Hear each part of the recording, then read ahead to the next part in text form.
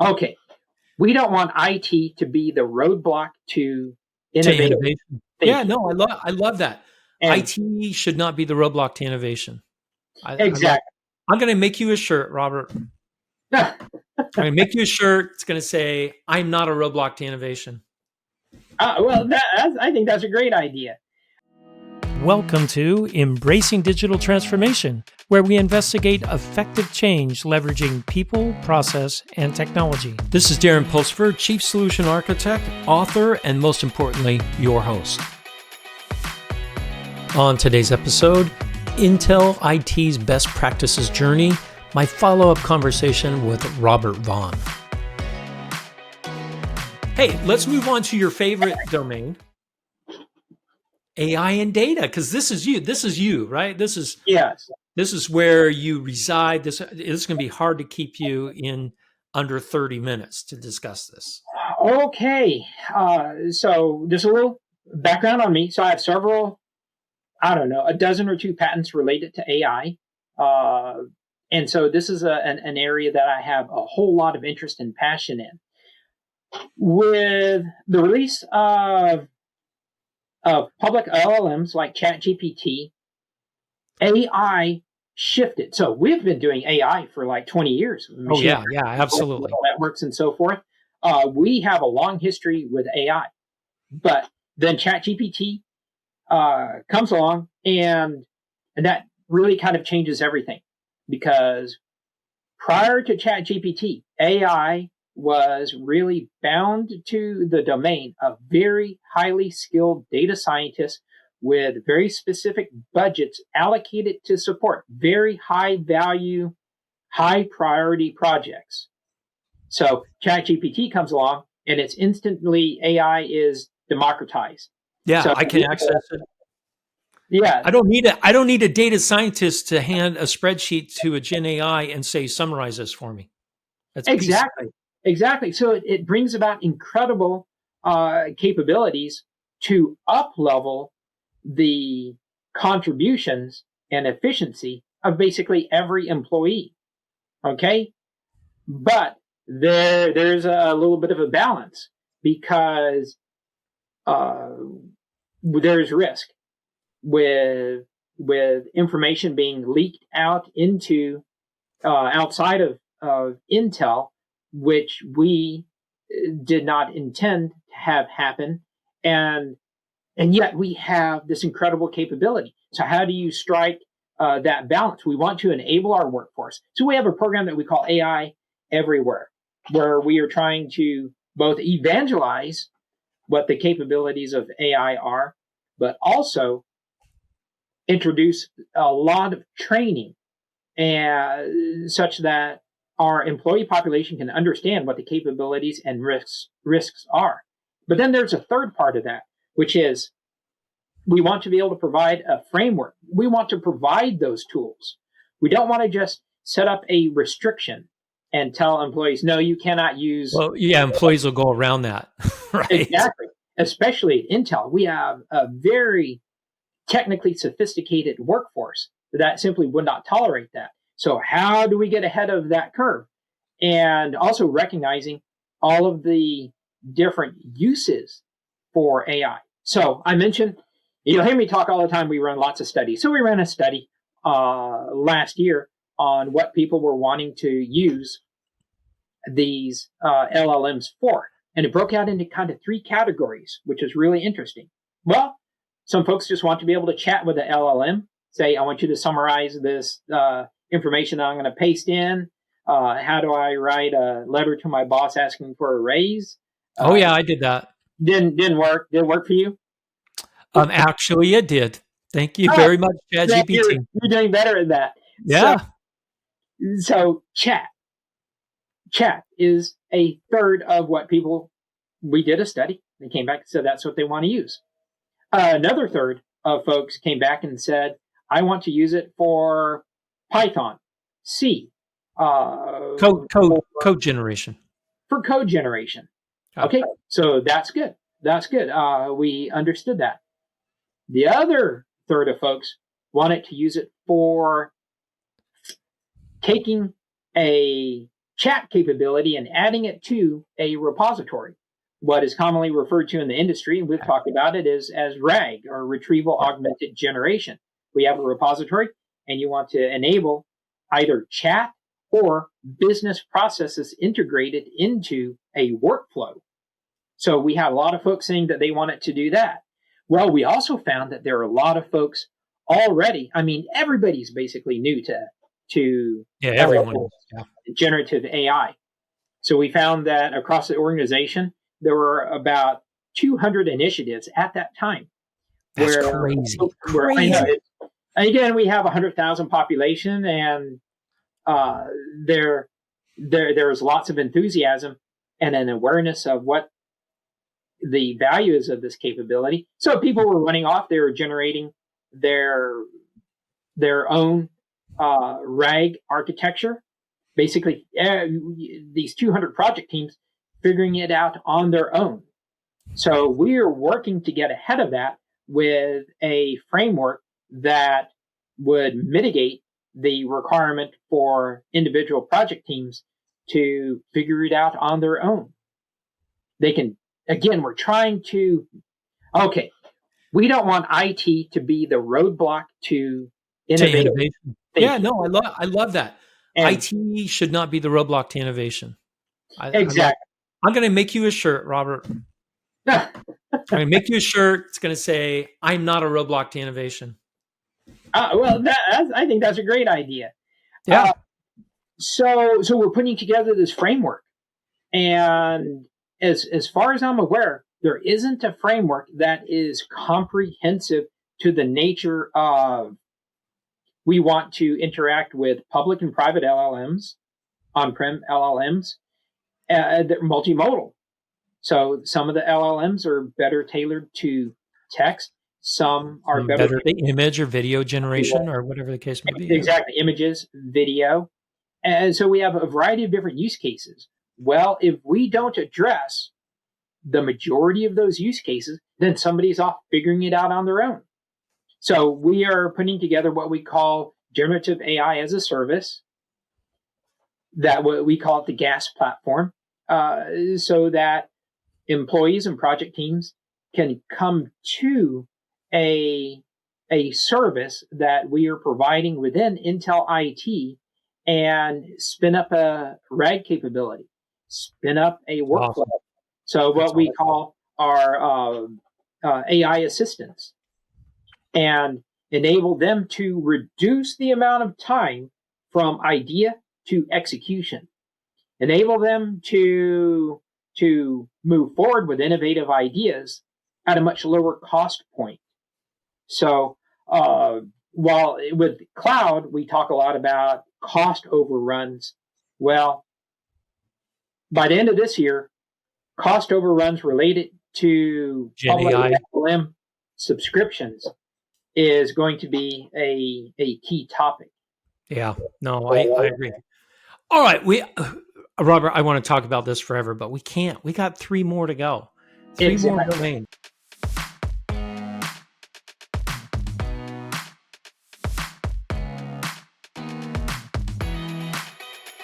Let's move on to Industry 4.0. Intel obviously has a big play in Industry 4.0 because we're a manufacturer, right? Some of the most sophisticated factories in the world we build. So we obviously understand Industry 4.0 really, really well. How much of that information that Intel has gained over the years are they willing to share with other manufacturers? Actually, quite a lot of information. And we support discussions with our peers all the time regarding what we're doing in the manufacturing environment. And here's an interesting data point. The last time that we calculated this, within each of our fabs, we're collecting somewhere around 5 billion data points per day. Now, it's not like it's incredible when you think about it, and likely by now it is possibly even doubled. And so we have this incredible volume of data that is available. So then the question becomes, what are we doing with it? And that's one of the topics that we talk about with folks is uh, what data do you have available and what can you do with that data? So what we are leveraging in our environment is there is if you were to plot it out, there's a trend of instrumentation coupled with capability. And we have, as I mentioned, we have been doing AI for many, many years in our environment. And as an example, we have just to give a little story about it, we have these fan filter units on one of our factory tools. And think of a factory tool as not just like a wrench, but a very large, complex. Yeah, like $100 million factory tool, right? And so we have these fan filter units. And we were finding that we're having too much downtime from the prescribed maintenance schedules. And that the maintenance schedules were not really addressing the needs of the environment. Sometimes the fan filters would fail unexpectedly, and sometimes we would find that we're inspecting the fan filter after we take it off, and it didn't need to be replaced. So one of the things that we did was we added sensors to the fan filter units so that we could collect data from them.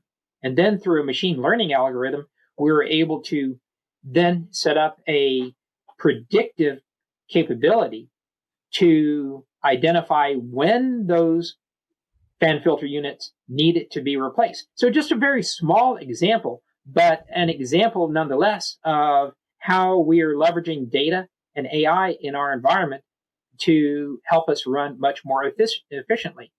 Digital twin is another very large part of our environment with the capability of adding more layers of predictive knowledge as to what is happening in the flow of product through the tools, and being able to identify new ways to route those products as they're being developed, as a tool might be having challenges.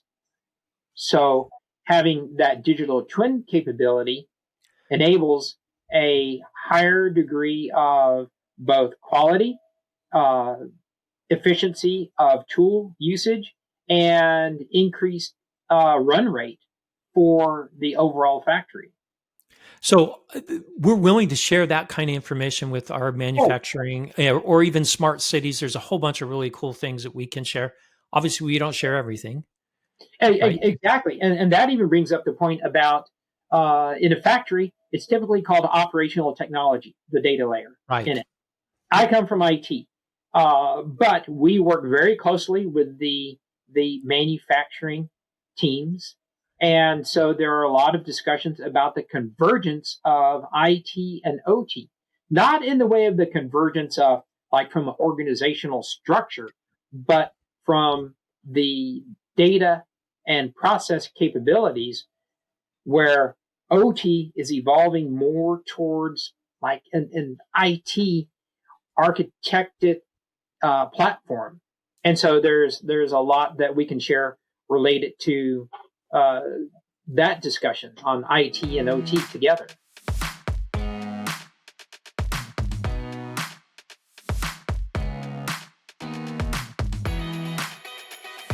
Oh, that's awesome. Okay, let's talk a little bit about the next pillar, and that is security and privacy, because that fits really kind of well in with Industry 4.0.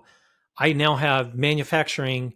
I need to secure those things, right? So Intel, they're a big target, right? They must be a huge target for hackers, right? Because we've got billion, that's with a big B, billion-dollar fabs that are running. We have a large, huge data center, 400,000 servers. We're a big target for a lot of these hackers. So are we willing and are we able to share a lot of our security best practices? And can those be openly seen, or are those behind closed doors, CISO to CISO type of conversations? In many cases, and this is where, let's talk about how we engage on security.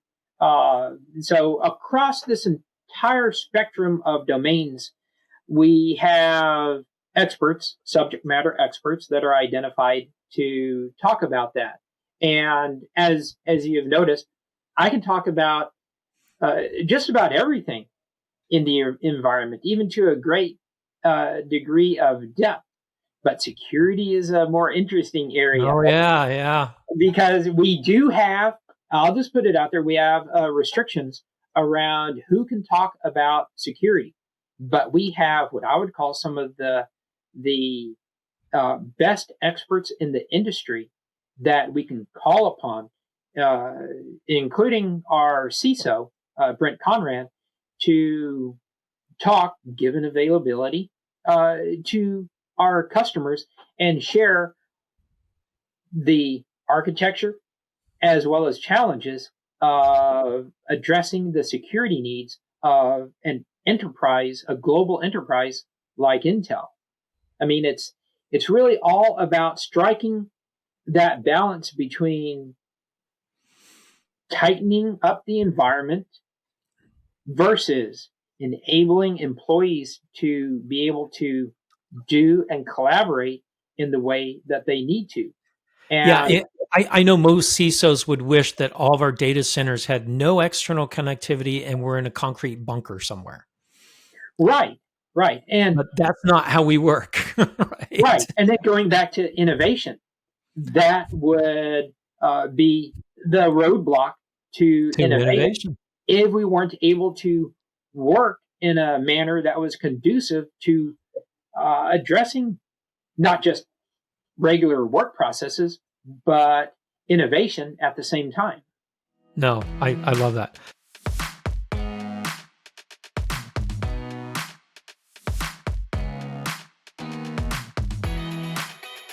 All right, let's talk about the last one.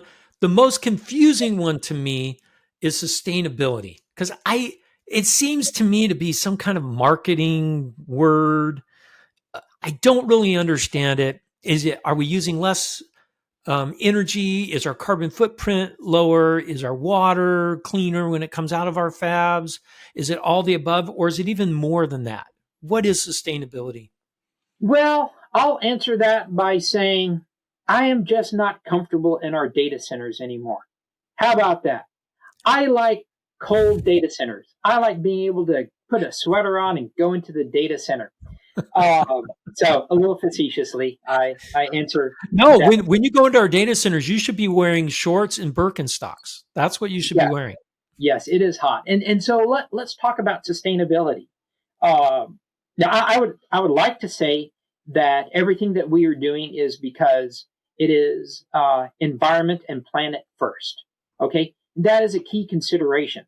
All right, but we sort of have the magic balance where we are able to save a ton of money, literally, with our sustainability practices. Okay, so depending on the angle in which you are approaching it, you could say, well, Intel IT is really doing great for the environment by reducing our carbon footprint. Another way you could look at it is that by running our data centers extremely efficiently, we reduce our resource consumption across a variety of different points, from water, raw resources, because servers take up physical resources, as well as power. So our overall power envelope is much lower based on the sustainability practices that we have. Or maybe you say, instead of the sustainability practices, it is the engineering and operational efficiencies that we have introduced. Because what we have found is that they go absolutely hand in hand with good engineering brings about sustainable results. It's good for all of us in that respect. So we have designed our environment to operate absolutely as efficiently as possible. We don't do redundancy if we don't have to. Interesting.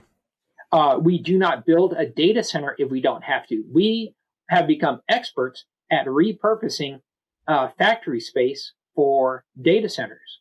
We have become very good at managing cooling such that we can leverage ambient air exchange rather than having active cooling. And that has... Oh, I've been in the data center and heard the window louvers open. Right. Automatically. It's super cool. It's like this data center is alive, right? It's playing around with moving air around without, fans. And it was crazy. Very cool stuff. Right. So there are many different parts to our sustainability story that touches upon all of the domains that makes sense. Intel IT supports, because we need leadership to be able to advocate for design that takes into consideration both the environment and the cost, but that also leaves us in a position to design very efficiently. So we want to avoid having to build out new data centers, and that efficiency means that we're now talking a little bit about the cloud environment. How do we run our virtualized and containerized environment in the most efficient manner possible? What are the configuration, sizing, and spec choices that we have available to us to optimize that environment? It is. Oh, go ahead. So that is something I've noticed when we've talked. All the domains kind of interplay with each other. You can't really just stand up one domain by itself without it affecting the other domains. And sustainability is one of those. And I'm glad that Intel has sustainability as one of its domains. Otherwise, we would just ignore it and say, who cares about power? Who cares about that stuff? And in the end, it would cost us more and the planet more as well. So I think this is brilliant. Hey, Robert, this has been great. I mean, you've given us a lot of really cool information. If someone wants to get engaged with Intel and their IT department, IT at Intel, what do they do? Do they just give Robert a call, or do they go through their sales rep? How does someone get engaged? Well, the typical way is that somebody who's at an enterprise IT organization reaches out to their Intel sales counterpart. So we have a group called Intel Sales and Marketing Group, SMG. And in many cases with enterprises, there is an Intel SMG account executive that is assigned to that customer, and they can just simply reach out to them and they'll get you in contact? Exactly. Awesome. Robert, this is wonderful. Thank you for coming on the show. I learned so much. There's so much information here. This is going to be wonderful. Oh, I'm very happy to have joined and talked with you today. We could certainly continue the discussion for many, many more hours. Yes, we can. Thanks again, Robert. All right. Thank you, Darren. You have a great day. Thank you for listening to Embracing Digital Transformation today. If you enjoyed our podcast, give it 5 stars on your favorite podcasting site or YouTube channel. You can find out more information about Embracing Digital Transformation at embracingdigital.org. Until next time, go out and embrace the digital revolution.